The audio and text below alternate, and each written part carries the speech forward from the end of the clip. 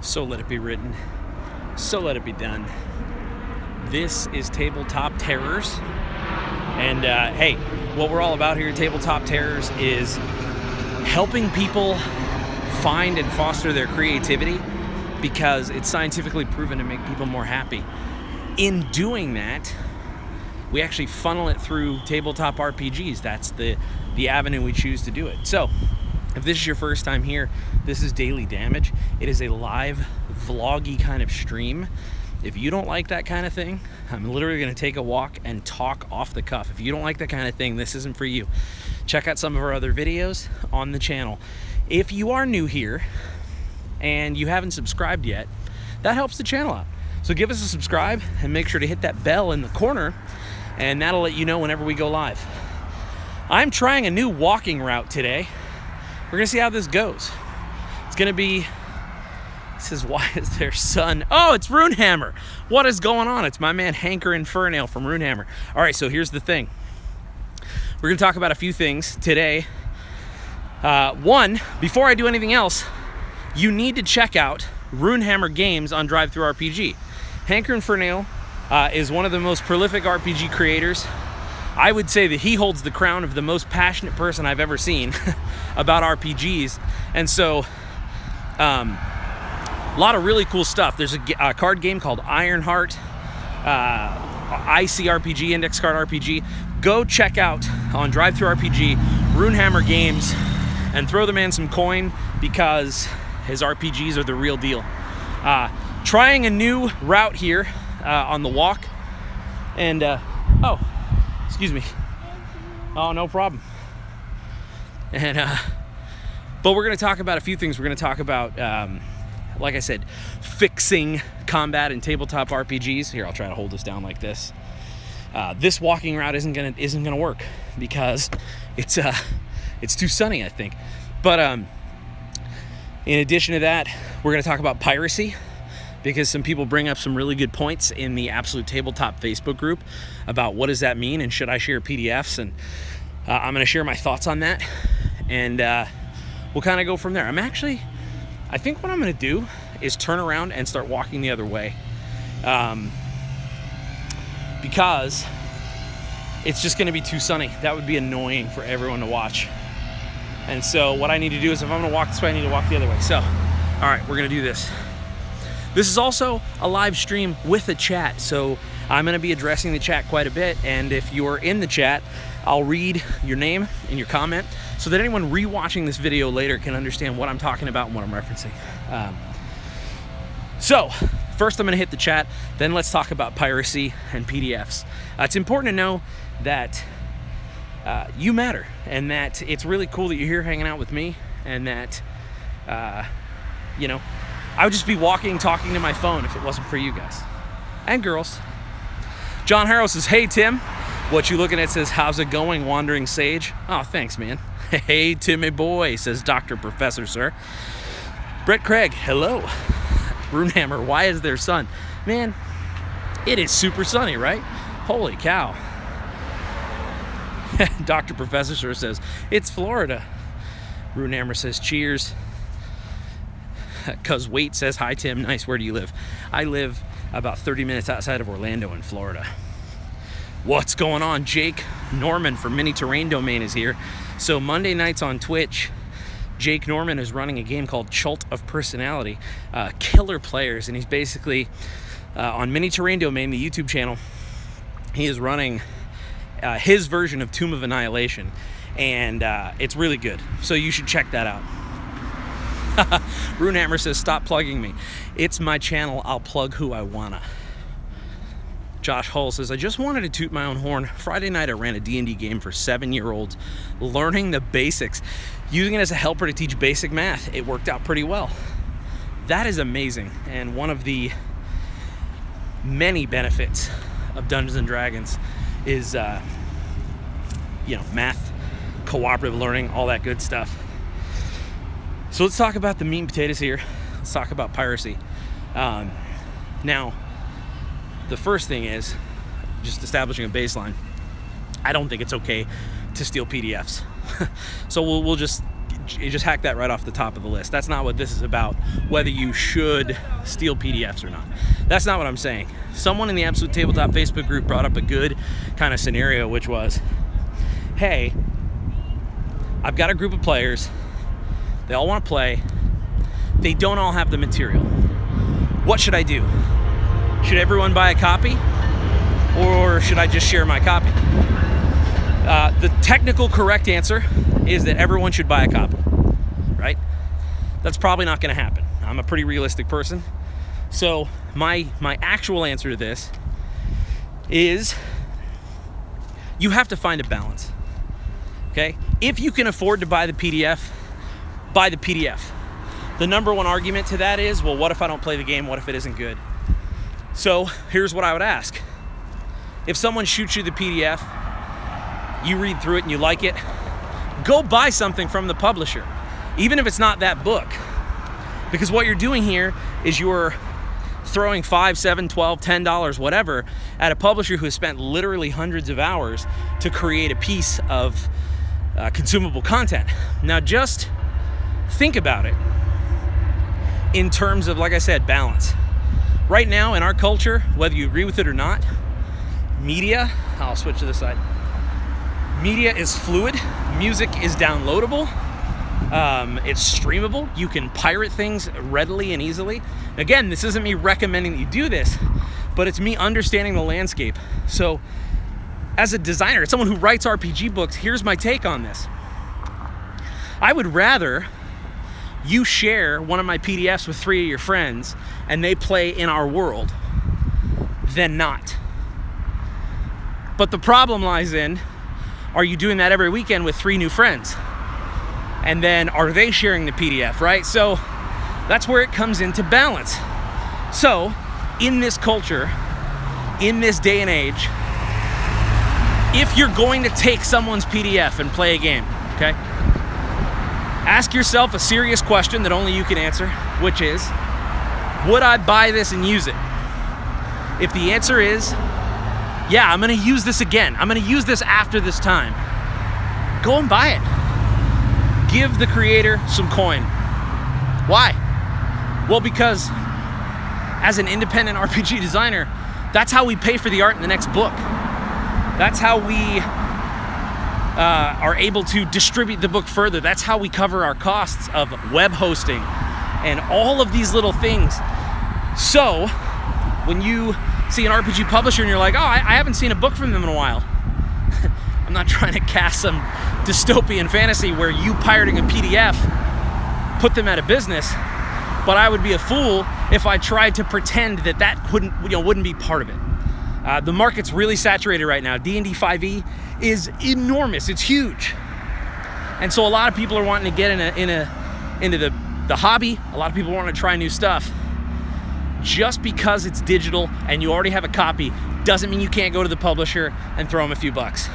And like I said, if you don't want to buy that book, buy something else, just so that the economy stays balanced. That's all that I'm asking. So that's my take on it, which is, sure, share your Copper Jackals PDF with your friends, because I'd rather that you and your friends were playing Copper Jackals.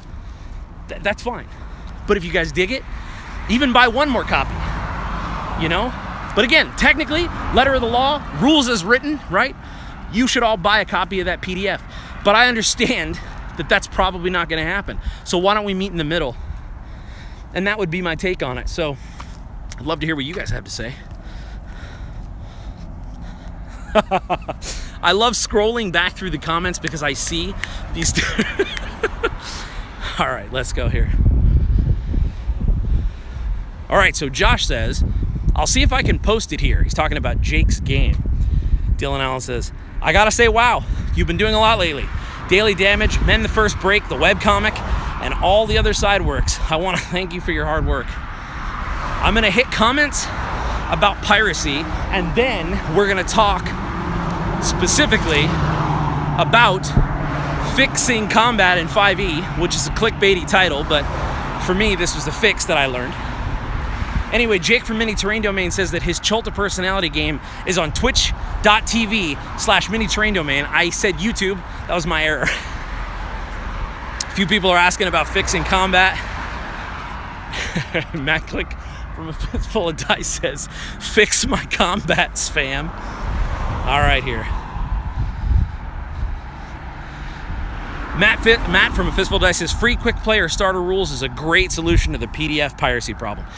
And that's so true. And in fact, you know, this brings up a good point. I feel, at least what I've seen, people are willing to shell out the bones for a 5e book because they know, okay, it's Dungeons & Dragons 5th edition. Yeah, I'm gonna buy that. Or they'll, you know, get the basic rules. I feel like where this is the most prevalent is Kickstarters and smaller press stuff. So Matt is 100% right, is that you go and get yourself a copy of the free rules, or the ones that they're, you know, they're saying, hey, here's what you need to learn the game. Support us if you want the rest. I feel like the publishers who are suffering the most are the ones who are putting out killer splat books and alternate rule systems, because they're smaller sort of systems, or they're smaller PDFs, and they don't lend to creating a sort of like downloadable version. So I feel like Symborum, Kids on Bikes, Tales from the Loop, they look hugely successful, and they are, don't get me wrong. They made a lot of money on their Kickstarter. But what we have to put into our minds is that after you pay to have that book made on Kickstarter, what happens after the fact? All those backers get their copies. Does it start circulating? Now I don't need to buy it, you know, that kind of thing. Anyway, let's see here. And Matt says, you can play 5e just fine with the free basic rules, plus the entire SRD is available online. It's pretty awesome. So anyway, I'd love to hear your comments. Comment below on what you feel about piracy and all that stuff. There's a piece of hay in my shoe. All right, so we're gonna talk about fixing combat in 5e. There's a reason that the challenge rating of a 5th edition combat jumps up exponentially when you add more combatants. And so what I'm talking to you about today is not in the rules. I made this up, and you have to do it by your gut feeling. My man Hankerin from Runehammer Games does this kind of stuff all the time. So be fair, be okay with changing things up. If you check your newsletter today, it's a day late. Shh, shh, shh. If you check Men in the First Break, the second entry in there is going to talk to this specifically. I call it pummel the initiative order, okay? There's a reason why legendary actions and bonus actions in 5e are these sort of game shakers. The action economy and the way that the system's made and the way everything pans out is that the good guys get a good turn and some bad guys go in between. And that's fine. The problem is the way that the math shakes out, in my experience, is that when the good guys have their turn, especially at the beginning of a combat, they all use their cannons. Boom! Now I'm using cannon colloquially to mean their big sort of smite or fireball spell. They just... Now they're allowed to do this. That's part of the fun. Feeling like you're just wrecking it in combat. However, if you have multiple kind of bad guys going and around, and then you go, there's a few players, and then there's a bad guy, and then a few players, and then a bad guy, that's fine. What I'm basically suggesting is, in the middle of your initiative order, create special, like minor legendary actions for your bad guy. And they're not literally legendary actions, okay? What does this do, and why am I suggesting this? Well, it keeps everyone paying attention because, say, every 2 player turns, okay? Now, you got to dial this in yourself, but every 2 player turns, boom, something happens. Everybody's going to be paying attention. Everybody's going to be talking about, okay, what are we doing next? But essentially, in the Men the First Break newsletter, there are some different effects, and then how to target the players. But it's basically just shaking up the linear order of combat. Shaking up the, okay, well, in 4 turns, this will happen, so I'm going to do this. Nope.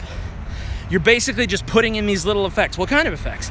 Well, in the roll table, if you got your newsletter, the ground is warped. You know, whether it's an area of effect, a spell, whatever, you come up with that. But the ground is warped, and the players need to make a save, or they can only move half, or a 5-foot step, something like that. By crushing their movement economy, you give yourself an opportunity to really do some dirty damage. Area of effect like blade spells or stones or falling rocks. You know what this is? Think about it. This is every video game you've ever played that was isometric 3/4 view. This is God of War. You don't just walk up, hit the bad guy, and then he takes a turn, you take a turn. You're trying to create those cool bad guy effects where they go into a different mode, they sprout wings, they fly a little bit. Do that kind of stuff because it keeps the combat just on the head of the, just the head of the knife. You're like, okay, so if let's just say this, every 3 rounds, your villain sprouts wings. Every 3 rounds, your villain sprouts wings and just flies around, just raining damage down. That's deadly. That's why I have in the newsletter, there's a little combat system. Try it out, let me know what you think. But that is how I quote unquote fixed 5e combat, is by peppering stuff throughout. That is gonna happen. Every 2 turns, this is gonna happen. Something's gonna happen. Because you know what? That person's gonna get off Reddit, if you're playing online, or off their phone, and they're gonna be like, uh-oh, okay, it's been about 2 rounds. What next? It's constant tension, and so in the table that I created, it's just a quick way to sort of choose who gets it. And there's some fun stuff on there, like one of them is the player who hasn't taken damage in the longest amount of time. Another one is the smallest, largest player, like different stuff like that. Just crazy random stuff. Anyway, that is my way to quote unquote fix 5e combat. Now, I don't think it's necessarily broken. I think it's great. But to tack on a bonus to that, take the monster's hit points, reduce it by about half, and increase their damage by at least 1 dice or by about another half. Make them hit harder and die quicker. You do that and add that stuff in between, you're gonna have this breakneck video game style combat over and over again. Because let me tell you what no one's ever said. I've never heard a player say this. You tell me if you've heard this. I've never heard a player say, man, that combat was too quick. I've never heard that before. So you gotta end early, baby. You gotta keep them wanting. And that's the key. By raising the damage and by raising the amount of times they're getting hit, it's not easier just because it's quicker. So let's go to the chat and see if I've made a glaring error. All right, we got a lot of comments. I'm scrolling.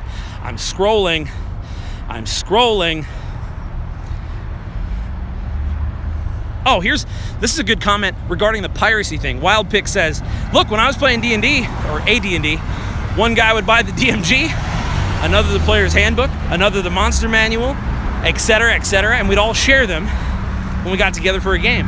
Now everyone owns them all. And that's a great sort of balance. Again, you gotta find balance and what's right for you. I can tell you that balance isn't struck if it doesn't cost you something at some point. That's my thought process. Matt says, trying to get the players to buy their own player's handbook is like pulling teeth sometimes. Like, y'all can't invest $30 for 100 hours of entertainment. And that's the key, man. That can also put a bad taste in someone's mouth if they were like, no thanks, I don't want to play. Because they don't know that they're going to love it. Back in my day, we all had our own player's handbook and it was bookmarked, says Matt Click of A Fistful of Dice. Runehammer says, order breakers are great. Totally, man. Just talking about the initiative and shaking that up and just jarring people. Because like I said, everyone's going to pay attention, especially if anyone can be affected. And it takes it. Now, I'm not suggesting, I'm saying this is in addition to. This is in addition to the enemy's actual turn. Now, the reason why I'm not just suggesting throw more monsters at it, and why this is different, why I consider this different, is because these are not things you need to track hit points on or positioning on. That's the point. So it's throwing these sort of things in there without it being 5 goblins who now you have to track a hit point pool and where are they and remind me again, am I next to this guy? No. The spines are shooting from the back of the beast. that's what happens. You don't need to know where that is on the next turn. And that's the key here. That's why my recommendation is that. Runehammers is no better way to repel new players than to play the starter. So I think that it depends, because right now, James, and I've been trying to get him to talk about it on the air, we just haven't really had a stream that was conducive. He's running Lost Mines of Phandelver for some newbies, and they are loving it. So, but I do agree, Hank, that if you run the starter, it's often either too railroaded. You have to be an experienced DM and run it to the group, even though it's a starter. Totally agree. Let's see here. Wildpick says, I think it's super awesome that Tim's walking. Most of us needs to get in better shape, and him setting an example just feels right. Thanks, man. So here's the thing. I'm trying to do this 5 days a week. I end up walking about 2.5 miles by the time I walk to my point and then head back. And it's just the right amount. It's perfect. It allows it so that I can walk it every day. And I can already feel the fitness benefits. My clothes fit just a little looser. I did this for about, I feel like it was like 4 or 5 days before I streamed. And that's when I realized, I was like, I can stream during this. It'll make the time go by way quicker and I can hang out with everybody. So this is about my 3rd week. Let's see here. Wildpick says, combat is rarely over too quickly. Hashtag, that's what he said. Dude, and Runehammer and A Fistful of Dice are both saying amen. Less hit points, more damage. Battle is fast and brutal. This is my opinion. A player isn't fully invested in their character until the character drops. Meaning, most RPGs, especially 5th edition Dungeons & Dragons, getting to 0 hit points is not dying. Now, certainly there's a chance for death, so don't misjudge that. But the idea is that is when you feel like, oh wow, okay, sit up on the edge of your seat.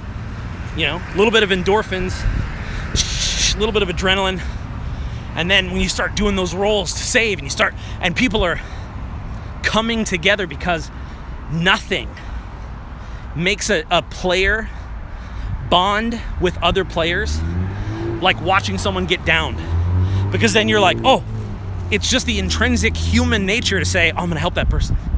So it creates this awesome bonding moment between the players. So obviously be fair. I'm not saying kill people unfairly, but I'm saying don't be afraid to drop players.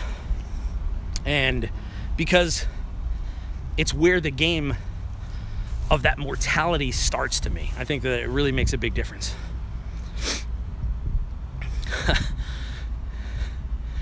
Matt, thank you for moderating whatever is happening in there. Josh Hull says, I actually created a simplified guide for my adult game players. All it cost me was a little free time and a cartridge from my printer. And he builds on it as the game goes on. I think that's killer. Micah People says, nothing like bonding with your character like bleeding together. Dude, exactly. Helping each other out. Wildbig says, sure, drop players, even drop a few characters. Zing! Ben Buckner. I keep trying to remember to use the environment during combat, but often forget. Any tips on remembering something like that in the middle of a game? Yes. So, what you need to do for you is write down whatever environment you want to use like it's an enemy. And it's just going to be a note card or something in your initiative order. But you need to just put falling rocks, and it could be like DC 15, something like that. Or even get a little more advanced with it. Make a 4-entry, it's the key, very simple, a 4-entry roll table, and you just put different environmental effects that happen, okay? This is very similar to what I sent out in the newsletter today. Now, the way that I do this, I like rolling D8s. I am not a huge fan of rolling D4s, so all my D4 tables, I church them up to be D8 tables. So the first entry is 1 and 2, the second entry is 3 and 4, etc. So the first entry for you, for the environment, let's use something huge and grandiose, like you're on the side of a volcano, okay? The 4 things that I would put there, it's probably something not too deadly, all the way up to something pretty brutal. So just 4 entries. So the first entry, let's do something like the heat and the haze that it causes makes it difficult to see, and perhaps that you just can't fire ranged weapons if that effect happens. So it's kind of simple. And then the second one could be something like, you know, the heat or the, you know, the sparks from the lava sort of dance and spit on you to psst. No rolls or anything. You just take a hit point of damage, just 1. But again, when the players feel this, like, hey, everybody takes 1 hit point of damage, your first instinct as Dungeon Master might be, well, wait, no, we gotta do saves, you gotta do, it's like, no, here's why. You're just taxing them a little bit. You're just taxing them a little bit. Now you gotta watch this. You don't want it to be unfair, but so often players take 0 damage or 7 hit points when they have a pool of like 35. That doesn't give them that adrenaline rush. So I would go all the way through. I would never make any of these effects cause a save or death kind of thing. And I would never make this something that would, like if I was gonna do something like, it does 8 damage, I would give them a save because I don't want it to feel cheap. But that's what I would do. And you run your environment in the initiative order. And every time you get to that in the initiative order, you roll on your table. Boom. Okay, everybody takes a hit point of damage because it's so hot in here. And the players are going to remember, they'll be, oh wow, it really is hot in here. I feel hot. I feel like I'm sweating now. So that's how I would do it. That's how I would use the environment. Here's another trick. How do you come up with cool stuff for the environment? This is the same trick I use for describing things. Go middle, go high, go low. So, what's right in front of the players, what's below the players, and what's above the players. That kind of a mentality, that'll fill up 4 of the entries. Like I said, that's also a quick tip when you're describing stuff. When the players say, what do I see? Well, as human beings, it's rare that I walk into a room and go, look at this 20 by 20 room, huh? Am I right? No, I'll go, oh wow, I really like this carpet. Or I'll be like, oh, these lights are really dim. I went low, I went high. Go in the middle. It's like, oh wow, look at all those cubicles. And that's just an office setting. But the idea is, go low, go middle, go high. And if you do that, you're kind of covering all depths of field as far as where people will look. It's a good way to break up descriptions, and it's a really good way to fill out your tables of threats. So what can hurt them on the ground, what can hurt them at the mid-range, and what can hurt them up top. Something like that. So I hope that helps.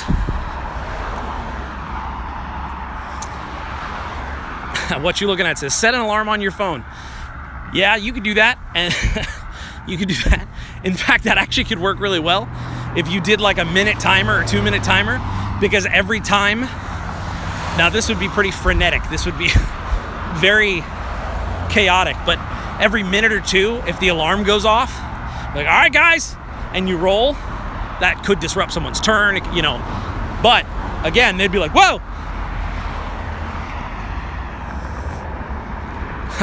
Wild Picks says, make the environment a character in the game, like the NPC is an aggressive storm. It's great.